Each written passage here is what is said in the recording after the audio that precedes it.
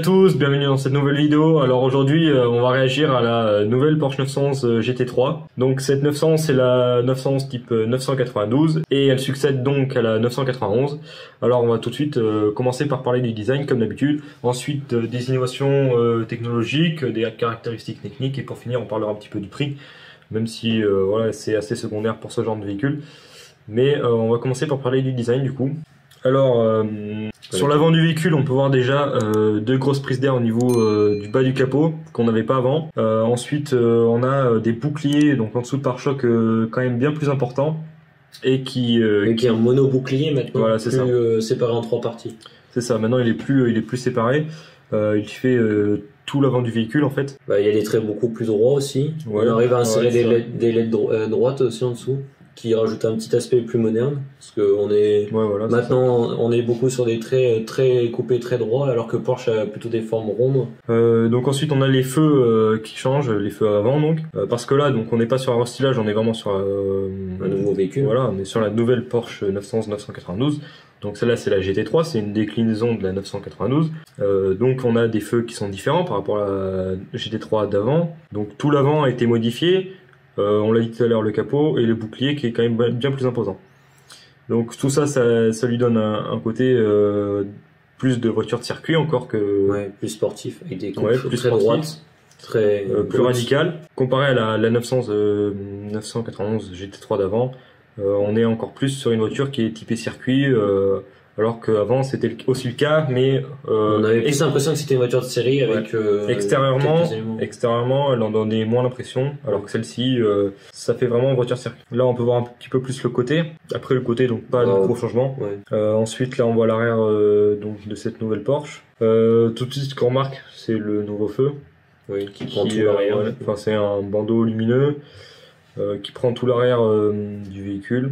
Et ensuite le nouvel aileron qui est quand même bien plus grand, qui lui donne aussi un côté plus radical comme on l'a dit tout à l'heure. Il y a des éléments aérodynamiques qui ont été ajoutés qu'on n'avait pas avant, notamment le diffuseur aussi en dessous du pare-choc qui est bien plus gros que celui qu'on avait avant. On a toujours les deux sorties d'échappement centrales et on a des petites lamelles, on peut le voir en dessous l'aile arrière. Là on a une photo donc des feux avant qui sont nouveaux. Voilà, là donc on voit un petit peu plus le profil de la voiture. Déjà ce qu'on peut vraiment remarquer c'est la largeur des ailes à l'arrière qui est vraiment très importante et qui dépasse vraiment de la portière conducteur. C'est-à-dire qu'après la portière du conducteur justement on a vraiment un élargissement des ailes. L'arrière est vraiment très imposant. Donc là on est à l'intérieur. Intérieur classique un peu. Oui, c'est classique, il reprend celui de la 992, hormis le levier de vitesse. Sur la 992 on a un tout petit sélecteur qui fait un peu gadget. Alors que là, on a un levier de vitesse qui d'ailleurs, celui-là, est un levier de vitesse de boîte automatique, alors qu'il ressemble à un levier de boîte de vitesse manuelle. Donc c'est volontaire de la part de Porsche. Déjà, voilà, donc pour continuer sur l'intérieur, on a quelques boutons là au niveau de la console centrale, au-dessus des aérateurs centrales. Ensuite, on a un bel écran tactile qui est inséré entre deux planches.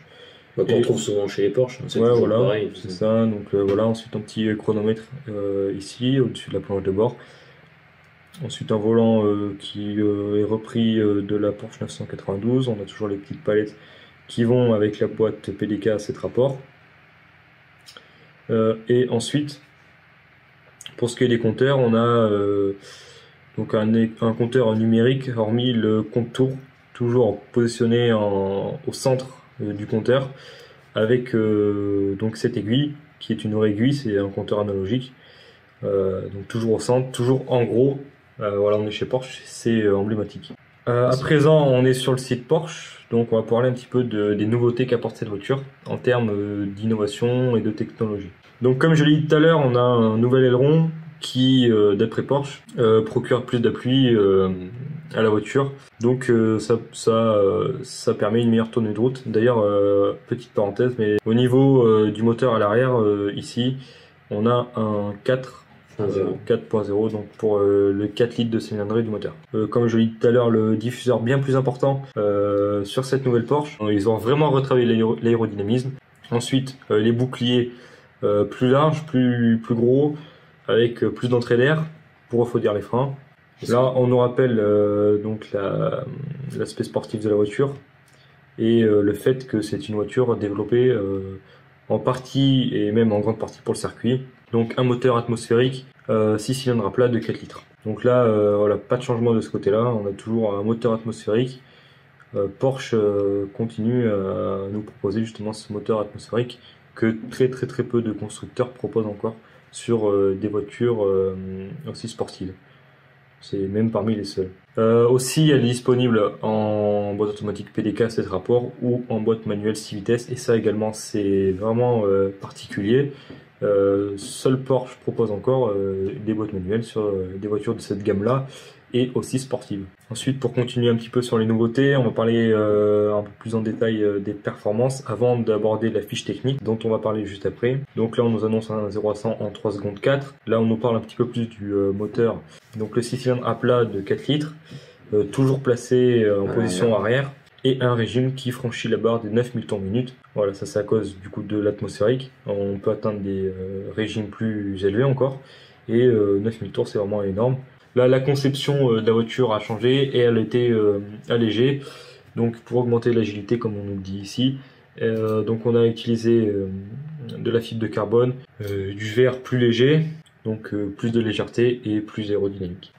Maintenant, on va passer rapidement à la fiche technique de cette nouvelle Porsche. Donc comme on en a parlé un petit peu tout à l'heure, on a un 6 cylindres à plat, on est chez Porsche, donc voilà, c'est classique. C'est classique. Donc 4 litres de cylindrée. En revanche là on est quand même pas trop mal, c'est quand même bien. On a une puissance de 510 chevaux atteint à 8400 tours minute, donc la puissance est vraiment perchée tout au long du compte tour. Et c'est quasiment la même chose pour le couple, puisqu'on a 470 Nm de couple à 6100 tours minute.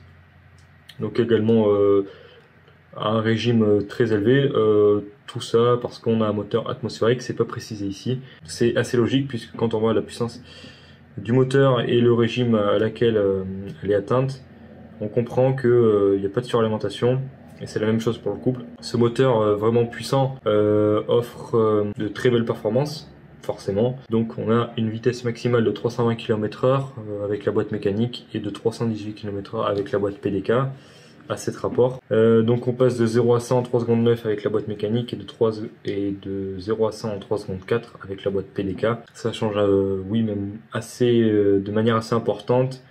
0,5 secondes, c'est pas négligeable. C'est pas négligeable, c'est tout simplement dû au temps de passage des rapports qui est bien plus important sur la boîte manuelle. Sur la boîte PDK, c'est quasiment instantané, donc ça offre forcément des accélérations plus importantes. Et ça se confirme de 0 à 160 et de 0 à 200. Même de 0 à 200, on gagne quand même plus d'une seconde, donc c'est vraiment énorme. Alors pour finir cette réaction, on va parler un petit peu du prix de cette nouvelle Porsche 911 type 992 GT3. Donc en boîte mécanique, elle est proposée à un prix de 170 014 €. Et c'est le même prix avec la boîte PDK. Ça paraît pas très cohérent, après c'est peut-être la réalité.